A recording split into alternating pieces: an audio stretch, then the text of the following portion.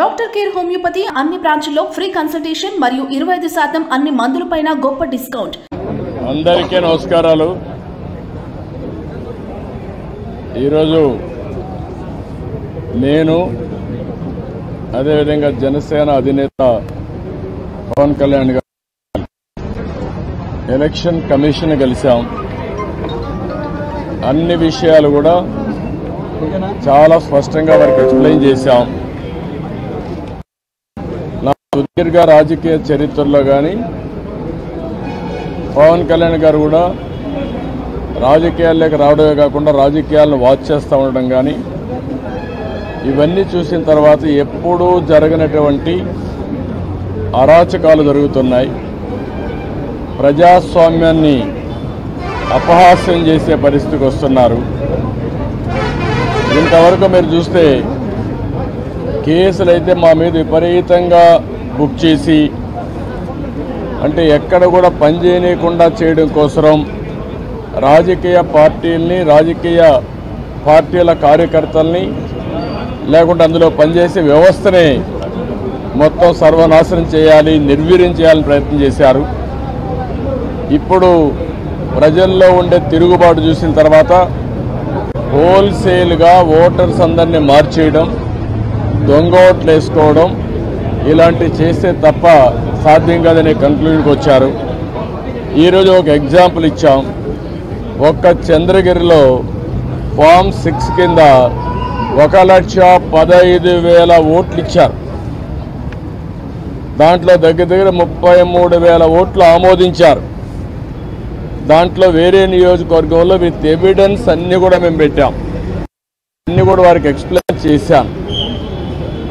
అదే మరిగా state election commissioner ఆ రోజు పడిన అవస్థ కానీ కడాన ఆయన డ్యూటీ కండక్ట్ చేయడానికి ఆయన విధి నిర్వహించడానికి సెంట్రల్ హోమ్ మినిస్టర్ని అడిగాడు ప్రొటెక్షన్ కోసం. కుటుంబాన్ని ఆయనకు సెక్యూరిటీ కావాలని అడిగే పరిస్థితి అవి కూడా ఇచ్చాం. ఫైనల్గా మేము రిక్వెస్ట్ చేసింది వారిని ఒకటే చెప్పాం, ఏదైతే ఎలక్షన్ డ్యూటీ కేసే ఆఫీసర్ని సెలక్షన్ ప్రాసెస్లో కాకుండా ఆల్ ఇండియా లెవెల్లో చేసే బెస్ట్ ప్రాక్టీసెస్లో ఎంపిక చేసుకోవాల్సిన అవసరం ఉంది. ఈరోజు సెలక్షన్ ప్రాసెస్ ఎందుకన్నానంటే ఆల్ ఇండియా లెవెల్లో టీచర్స్ని, గవర్నమెంట్ ఆఫీసర్స్ని, అనుభవం ఉండే వ్యక్తులు పెట్టుకుంటారు. వాళ్ళందరినీ లేదని చెప్పి మేము ఇవ్వలేమని గవర్నమెంట్ చెప్పి కడాన ఎన్నికలను అపహాస్యం చేసే విధంగా సచివాలయ స్టాఫ్తో వాళ్ళు కండక్ట్ చేయాలని ప్రయత్నం చేస్తున్నారు. అంటే ఇటీవల వీళ్ళు నామినేట్ చేసిన వ్యక్తులతో పెట్టుకొని వీళ్ళు చేసే అన్ని తప్పుడు పనులు వాళ్ళ దగ్గర చేపించాలని. అదే సమయంలో మీరు చూస్తే బిఎల్ఓలుగా అంటే బూత్ లెవెల్ చేసే ఎక్కడ కూడా ఒక్క మిస్టేక్ కూడా ఉండేది కాదు. That is their duty. దానిపైన చాలా స్పష్టంగా ఆదేశాలు కూడా ఉన్నాయి. ఎవరన్నా కానీ డ్యూటీ స్పష్టంగా చేయలేకపోతే వాళ్ళని యాక్షన్ తీసుకోవడం, ఇంక్రిమెంట్స్ కట్ చేయడం, ఉద్యోగాలు తీసేయడం అన్నీ ఉంటాయని భయపడిపోయేవాళ్ళు. ఈరోజు ఎవరు చేస్తున్నారంటే కడాన మహిళా పోలీస్ 2,600 మంది బిఎల్ఓని మహిళా పోలీసులు పెట్టేశారు. ఇది నాకు ఆశ్చర్యం వేస్తుంది. 83 నియోజకవర్గంలో మహిళా పోలీసులను బిఎల్ఓకి పెడితే వాళ్ళకి మహిళా పోలీసులకు ఏం తెలుస్తుంది ఇవన్నీ అంటే? ఇంకొక పక్క వై ఏపీ నీడ్స్ జగన్ అని కలెక్టర్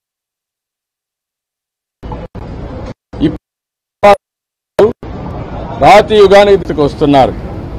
ఇవన్నీ మేము ఎక్స్ప్లెయిన్ చేసిన తర్వాత వారికి మా మీద కానీ జనసేన మీద కానీ దగ్గర 6,000 నుంచి 7,000 కేసులు మా మీద. ఒక్క పొంగునూరులో కేసులో 250 మంది పెట్టారు. 200 మంది పైన జైలుకు పోయి వచ్చారు. ఇప్పుడు బైండ్ ఓవర్ కేసులు పెడుతున్నారు. అంటే నీ మీద కేసు ఉంది, పోలీసు వాళ్ళు నోటీస్ ఇస్తారు, ఎంఆర్ఓ దగ్గర సరెండర్ కావాలి అంటే మళ్ళీ బెదిరించడం. ఎలక్షన్లో ఎవరిని పని చేయనీయకుండా నిర్వీర్యం చేయడానికి లేకపోతే మళ్ళా వాళ్ళని అరెస్ట్ చేయడానికి ప్రయత్నం చేసే పరిస్థితి వచ్చారు. ఇది జరిగితే ప్రజాస్వామ్యం ఇంక కూని అయిపోయినట్టే. There is no democracy. నేను ఆ విషయం చెప్పాను. మొన్న తెలంగాణ ఎలక్షన్లో 1 డేలో ఎలక్షన్ లేదా అనే తెలియని విధంగా జరిగింది. అంత స్మూత్గా జరిగింది, ప్రాసెస్ కూడా పర్ఫెక్ట్గా జరిగింది. ఈరోజు ఆంధ్రప్రదేశ్లో అక్కడ ఇంత ఓటర్స్ ఎన్యూమరేషన్ ఫ్రాడ్ జరిగిందని, బిఎల్ఓలు తప్పులు చేశారని, టీచర్లు తీసేశారని ఎక్కడ కంప్లైంట్స్ లేవు. భారతదేశ చరిత్రలో ఫస్ట్ టైం ఇవన్నీ వస్తున్నాయి. మేమన్నీ డీటెయిల్డ్గా ఎక్స్ప్లెయిన్ చేశాం. ఓపికగా విన్నారు, చాలా ఫర్మ్గా కూడా చెప్పారు. మేము ప్రజాస్వామ్యాన్ని కాపాడడానికి అన్ని విధాల ప్రయత్నం చేస్తాం, ఎక్కడ కాంప్రమైజ్ కాం, రిజల్ట్స్ మీరే చూస్తారని హామీ ఇచ్చారు. వారు ఇచ్చిన హామీలో నేను ఒకటే అనుకుంటున్నాను, ఎలక్షన్ కమిషన్ అవసరమైతే సెంట్రల్ పోలీస్ అబ్జర్వర్స్ను పంపించాలి, సెపరేట్ సెల్ పెట్టాలి. అవన్నీ పెట్టి ఎక్కడికక్కడ మానిటర్ చేసి ఎలాంటి అవకతవకలు జరగకుండా ఇప్పుడు ఫైనల్ లిస్ట్ వచ్చే కొందికి వినపడలేదా?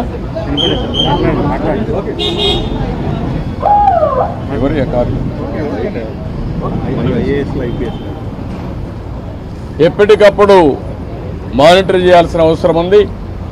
ప్రజాస్వామ్యం కోసం మా ప్రయత్నాలన్నీ మేము చేస్తున్నాం, ఇంకా చేస్తాం, దాని గురించి సందేహం లేదు. ఒక్క ఓటు దొంగ ఓటున్న ఎలక్షన్ కమిషన్ దృష్టికి ఎప్పటికప్పుడు తీసుకుపోవడమే కాకుండా వీళ్ళు చేసే ప్రతి ఒక్క తప్పుడు పనిని మేము ప్రతిఘటిస్తాం, ప్రజాస్వామ్యాన్ని పరిరక్షించుకుంటాం. అదే సమయంలో ఎవరిని వదిలిపెట్టాం. కడాన కోర్టుకు కూడా వెళ్ళి తప్పు చేస్తే మాత్రం శిక్ష పడే వరకు ముందుకు పోతామని చెప్పి విజ్ఞప్తి చేస్తున్నా. We are confident. ఎలక్షన్ కమిషన్ అయితే పేషెంట్గా వినడమే కాకుండా వారు 5 కోట్ల మంది కంటే 4 కోట్ల ఓటర్స్ ఉన్నారు, వారందరికీ ఒక భరోసా ఇచ్చినట్టు వాళ్ళు భరోసా ఇచ్చారు.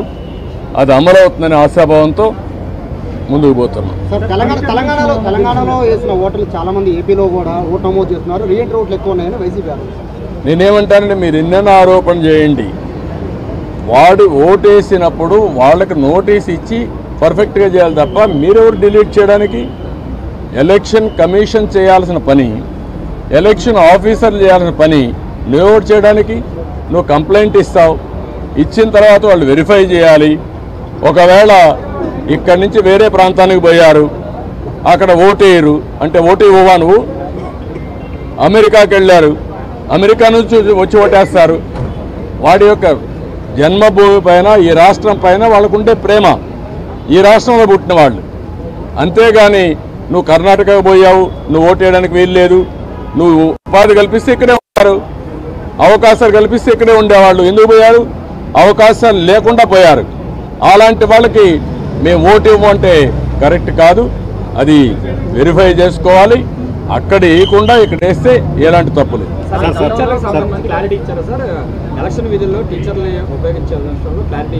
నేను అన్నీ చెప్పిన తర్వాత వారు విన్నారు, చేస్తామనే విధంగా చెప్పారు. ఎట్టి పరిస్థితుల్లో సచివాలయ స్టాఫ్ వేయడం కరెక్ట్గా. సెలెక్షన్ ప్రాసెస్ కాదు, competitive best practices all over the country ఏవే చేస్తున్నారో అవే చేయాలి. ఇప్పుడు ఎలక్షన్ CEO మీకు నిన్న లెటర్ రాసింది పార్టీకి, మీరు గతంలో దాని మీద మీరు సాటిస్ఫై అయ్యారా? లేదు, దాని మీద కూడా మేము చెప్పాం, నిన్నే పంపించారు, మేము వెరిఫై చేసుకున్నా, మళ్ళీ మీ దృష్టి తీసుకొస్తామని చెప్పి. కొంతమంది కలెక్టర్ల మీద మీరు ఢిల్లీ వెళ్ళినప్పుడు కంప్లైంట్ చేశారు, ఇప్పుడు దాని మీద మళ్ళీ ఎంతవరకు యాక్షన్స్ లేవు అని పార్టీ ఏం చేయబోతున్నారు? ఈరోజు కూడా మళ్ళీ మేము చెప్పాం, ప్రతి ఒక్క ఆఫీసర్ పైన మేము స్పెసిఫిక్ ఎవిడెన్స్ ఇచ్చాం, దానిపైన లాజికల్గా యాక్షన్ తీసుకోవాలి, క్రిమినల్ ప్రాసిక్యూషన్ కూడా చేయాలి. సార్, ఇది ఇంకా తిరుపతి ఎంపీ ఎలక్షన్ నుంచి, బై ఎలక్షన్ నుంచే ఇది స్టార్ట్ అయింది సార్, ఫోకస్ అయింది కూడా. కానీ 2 years అయినా దీని మీద అవి కూడా ఇచ్చాం. మరి తిరుపతి బై ఎలక్షన్లో జరిగింది, గ్రాడ్యుయేట్స్ కాన్స్టిట్యున్సీ ఎలక్షన్లో జరిగింది, 2019 జరిగాయి. జరిగిన తర్వాత మీరు వీళ్ళు ఉన్నారు. నేను ఈ విషయం కూడా అది చెప్పింది, ఎలక్షన్ కమిషన్ అనేది ప్రాసిక్యూట్ చేయడానికి కూడా మీకు అధికారం ఉంది. ఇమ్మీడియట్గా మీరు అవన్నీ చేస్తే భయపడతారు. మొత్తం 1,30,000 వచ్చింది ఫామ్ 7 కానీ అన్ని, బట్ దాంట్లో 25,000 యాక్సెప్ట్ చేశారని బట్ మిగతా వాటికి సంబంధించి ఈ రోజు వరకు యాక్షన్ లేదు అని చెప్పి అక్కడ నాని వాళ్ళు అమర్ మీద దాని మీద ఏమైనా ఆ విషయం కూడా వారికి చెప్పాను. ఆయన అరెస్ట్ చేశారు. ఎవరైతే ఓటర్స్ బోగస్ ఉన్నాయని చెప్పి ఎక్కడికక్కడ పోరాడుతూ ఉంటే అది కరెక్ట్ చేయకుండా అతను అరెస్ట్ చేయడం అనేది ఎక్కడికి పోతానని చెప్పి అడిగాను. ఆ డీటెయిల్స్ కూడా వారికి ఇచ్చాం. రిప్రజెంటేషన్ నాకు వచ్చింది. వెరిఫికేషన్తో సహా మొత్తం డీటెయిల్స్ ఇచ్చాం. ఏ ఓటు ఎక్కడ వెరిఫై చేశారు, డూప్లికేషన్స్ ఎక్కడున్నాయి, సర్నేములు కానీ ఇవన్నీ, ఫోటోలు ఎక్కడున్నాయి, వేరే కాన్స్టిట్యూన్సీలు ఎక్కడున్నారు, ఆ డీటెయిల్స్ అని వారికి హ్యాండ్ ఓవర్ చేయడం. సార్, మీరు గతంలో సీఈఓ గారికి 8 జిల్లాల కలెక్టర్లు కూడా సహకరిస్తున్నారు ప్రభుత్వానికి అని ఫిర్యాదు ఇచ్చారు. దాని మీద ఏమైనా యాక్షన్ తీసుకున్నారో అది ఏమైనా గైడెన్స్ ఇచ్చారా? వారు చెప్పింది ఏంటంటే మేము ఇంతవరకు కొన్ని యాక్షన్స్ తీసుకున్నాం, మళ్ళీ మీకు కమ్యూనికేట్ చేశాం. మళ్ళీ మీకు ఏదైనా గ్రీవెన్స్ ఉంటే మేము చెప్పాము, మళ్ళీ ఎప్పుడెప్పుడు చెప్తామంటే నిన్న ఇచ్చారు కాబట్టి మీరు చూసి చెప్పన్నారు.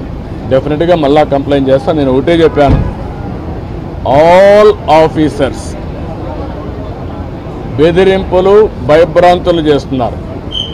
ఒక చీఫ్ సెక్రటరీ ర్యాంక్ ఆఫీసరే ఎలక్షన్ కమిషనర్గా ఉంటే కేంద్ర ప్రభుత్వాన్ని ప్రొటెక్షన్ అడిగే పరిస్థితికి వచ్చాడు. అదే ఎగ్జాంపుల్ వారికి చెప్పాను. ఇప్పుడు ప్రతి ఒక్క ఆఫీసర్ మీద, అది కలెక్టర్ కావచ్చు, ఎస్పీ కావచ్చు, కింద ఆఫీసర్లు కావచ్చు, బెదిరించడం, బ్లాక్మెయిల్ చేయడం, ఒకవేళ కానీ వినకపోతే కేసులు పెట్టడం, అరెస్ట్ చేస్తాం, థ్రెటన్ చేయడం, ఇవే జరుగుతున్నాయి. ఇలాంటి జరిగినప్పుడు మీరు ఫర్మ్గా ఉంటే తప్ప ఇక్కడ ఫెయిర్ ఎలక్షన్ జరగవని చాలా స్పష్టంగా చెప్పారు. సార్, అసలు టైం సరిపోతుంది అంటారు. అంటే చర్యలు తీసుకోవడానికి ఇంకా ఎక్కువ రోజులు ఉంది. అసలు వీళ్ళు తీసుకునే అవకాశం ఉందంటారా? అంటే మీరు ఒకటి గుర్తుపెట్టుకోవాలి, ఎలక్షన్లు 2 నెలలే ఉంది. ఎలక్షన్ ప్రాసెస్ స్టార్ట్ అయిపోయింది, ఎన్యూమరేషన్ అయిపోయింది, ఓటర్స్ వెరిఫికేషన్ అయిపోయింది. ఆ డేట్ కూడా ఈ నెల 24వ తారీఖు డేట్ కూడా ఇచ్చేశారు. ఇవన్నీ అయినాయి. కానీ ఫర్మ్గా ప్రతి ఒక్కటి ఎలక్షన్ కమిషన్ కానీ అనుకోకపోతే ఇంకా స్లిప్ అయ్యే అవకాశం ఉంటుంది. టైం ఇంకా మీకు తిరిగి రాదు. Election day is decided, polling day is decided, counting day కూడా డిసైడ్ అయిపోతుంది 2-3 రోజుల్లో. అది కాదు ఇక్కడ ఇష్యూ. వీళ్ళెంత ఫర్మ్గా ఇప్పుడు ఇంతవరకు చేసిన ప్రాసెస్ ఎట్లుందో చూడడానికి వచ్చారు. ప్రిపేర్డ్నెస్, ఆ ప్రిపేర్డ్నెస్లో ఏం చేయబోతున్నారో, ఏం జరిగిందో అన్నీ మేము మా యొక్క అబ్జర్వేషన్స్ కానీ, మాకుండే బాధలు కానీ, ఇక్కడ జరిగిన విషయాలు కానీ చాలా స్పష్టంగా వారికి ఎక్స్ప్లెయిన్ చేశాం. Now it is the duty of the election commission to conduct free and fair poll. నేను అది కూడా చెప్పాను. ఒకప్పుడు ఎలక్షన్ కమిషన్ లేనప్పుడు కూడా నేను ఎన్నికల్లో పోటీ చేశాను. తర్వాత ఎలక్షన్ కమిషన్లు రాజ్యాంగబద్ధంగా వచ్చాయి. అప్పుడు కూడా ఇంత ఘోరాలు జరగలేదు. అందరికీ నా హృదయపూర్వక నమస్కారాలు. ఫస్ట్ టైం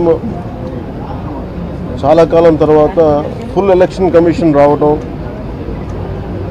దాని తాలూకు సీరియస్నెస్ తెలియజేస్తుంది. ముఖ్యంగా ఆంధ్రప్రదేశ్ ఎన్నికలు చాలా ప్రజాస్వామ్యబద్ధంగా జరగాలి అని కేంద్రం ఎన్నికల సంఘం మన నిర్ణయం తీసుకున్నందువల్లే ఈ రోజున ఫుల్ ఎలక్షన్ కమిషన్ ఆంధ్రప్రదేశ్ విజయవాడలో రావడం జరిగింది. చంద్రబాబు గారు 3 సార్లు ముఖ్యమంత్రిగా పనిచేశారు, ప్రతిపక్ష నాయకులుగా ఉన్నారు. ఆయన సుదీర్ఘమైన అనుభవంలో కూడా నేను ఎన్నిసార్లు ముఖ్యమంత్రిగా ఉన్నప్పుడు కూడా ఎలా జరిగినాయని చాలా బాగా వివరించారు. ఎంత ఫెయిర్ ఎలక్షన్ జరగడానికి ఆయన సాయశక్తులు ఎలా కృషి చేశారో చెప్పారు. జనసేన తరపు అలాగే వైసీపీ ఏమేం చేసింది ఇప్పుడు దాకా, దొంగ ఓట్లు ఎలా రిజిస్టర్ చేశారు, ఆ చంద్రగిరి ఇందాక మీరు చెప్పినట్టు చంద్రగిరిలో దాదాపు 1,00,000 పైచిలకు ఓట్లు దొంగ ఓట్లు నమోదు చేస్తే దాదాపు దాంట్లో 1/4 ఆల్మోస్ట్ దాన్ని యాక్సెప్ట్ చేశారు. ఇలా ప్రతి చోట, ప్రతి నియోజకవర్గంలో, ప్రతి బూత్లో ఏ స్థాయిలో దొంగ ఓట్లు నమోదవుతున్నాయి, ఎలా తీసేయాలి, వీటి మీద చాలా స్పష్టంగా వివరించారు.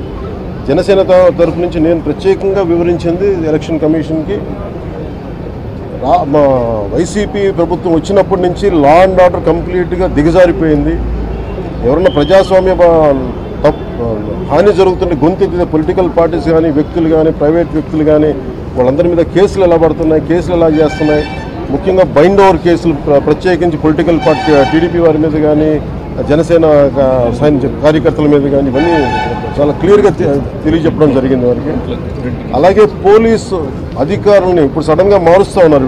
లాస్ట్ 2 నెలలుగా మార్చేస్తూ ఉన్నారు. మళ్ళీ ఎన్నికలు సంఘం వచ్చేటప్పటికి మళ్ళీ వాళ్ళకి కావాల్సిన అధికారులను తిరిగి అక్కడ వేయించుకునేలాగా తీసుకొచ్చిన ప్రణాళికలు చేస్తాం. అది కూడా బలంగా తెలియజేస్తాం. అలాగే మహిళా కానిస్టేబుల్స్ ప్రత్యేకించి సంబంధం లేని చోట్ల వాళ్ళు దాదాపు 87 నియోజకవర్గాల్లో వాళ్ళు పెట్టారు. అది వాళ్ళు దూరం చేయమని ప్రత్యేకంగా ఆయన వివరించారు. నేను ఇంకోటి ప్రత్యేకించి నేను చెప్పింది ఏంటంటే వాలంటీర్స్ అనేది విలేజ్ సచివాలయం అనేది ప్రత్యేకించి అది యాంటీ కాన్స్టిట్యూషనల్ బాడీ. వాళ్ళని దయచేసి ఎన్నికల సమయంలో వాళ్ళని ఉపయోగించొద్దని చెప్పి ప్రత్యేకించి విన్నవించాం. అలాగే మేము కోరుకుంది ఏంటంటే మీరు కనుక సంపూర్ణంగా దీని వైపు చూడకపోతే పారదర్శకత కన్నా ప్రజాస్వామ్యం కూలి అయిపోద్ది, ఇక్కడ హింస ఎక్కువైపోద్ది. అలాగే గత స్థానిక ఎన్నికల్లో కూడా ఏ స్థాయిలో కనీసం ఒక దళిత యువకుడు లాంటి ఒక కనీసం నామినేషన్ వేసే పరిస్థితుల్లో కూడా లేదు. అందరినీ చేశారని చెప్పి ప్రత్యేకించి అది వివరించాం. ఖచ్చితంగా వాళ్ళు ఒకటే ఎన్నికల ప్రధానాధికారి ఒకటే చెప్పారు ఆయన CEO, మేము చాలా కట్టుబడి ఉన్నాం, ఫ్రీ అండ్ ఫెయిర్ ఎలక్షన్ జరిగేలా కట్టుబడి ఉన్నాం అని చెప్పి అంత భరోసాగా ఎప్పుడు మాట్లాడటం. ఖచ్చితంగా ఇది కేంద్రం చాలా సీరియస్గా తీసుకున్న ఆంధ్రప్రదేశ్ ఎలక్షన్స్లోనే తెలియజేస్తూ ఉంది. ఈసారి ఫ్రీ అండ్ ఫెయిర్ ఎలక్షన్స్ ఉంటాయి, ప్రభుత్వాలు మారుతాయి అనే నేను మనస్ఫూర్తిగా నమ్ముతున్నాను. అలాగే ఈ పరిస్థితుల్లో కేంద్ర ఎన్నికల సంఘం ప్రధానాధికారులందరికీ కూడా ప్రత్యేక ధన్యవాదాలు తెలియజేసుకుంటాను.